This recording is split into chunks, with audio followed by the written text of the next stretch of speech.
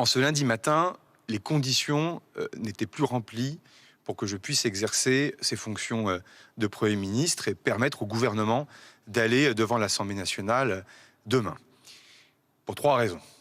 La première, c'est que précisément ces formations politiques ont fait mine parfois de ne pas voir le changement, la rupture profonde que représentait le fait de ne pas se servir de l'article 49 alinéa 3 de la Constitution. C'est-à-dire qu'au fond, il n'y avait plus de prétexte pour une censure préalable. En tout cas, il n'y avait plus de prétexte pour faire que les parlementaires refusent de faire leur métier de parlementaire, c'est-à-dire de discuter la loi, de l'amender, et le cas échéant, de voter ou non un texte. Et cette rupture, je le dis, elle a été soulignée par un certain nombre d'observateurs, d'acteurs de la vie politique, certains opposants d'ailleurs qui le demandaient historiquement, mais elle n'a pas permis ce choc de se dire on peut faire différemment et on peut construire les choses différemment.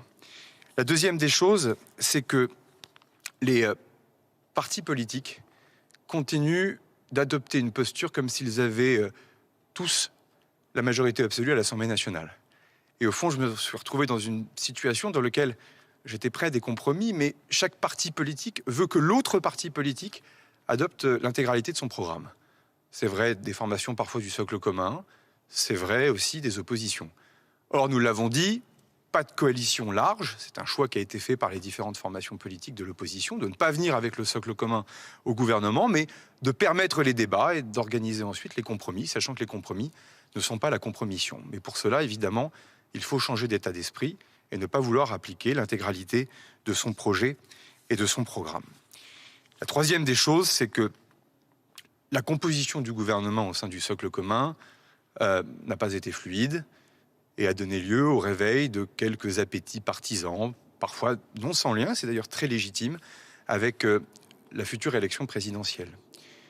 Je le dis, ou je le redis, si ce moment est le moment le plus parlementaire de la Ve République, en aucun cas il faut revoir vivre ici les mauvais moments de la Quatrième République.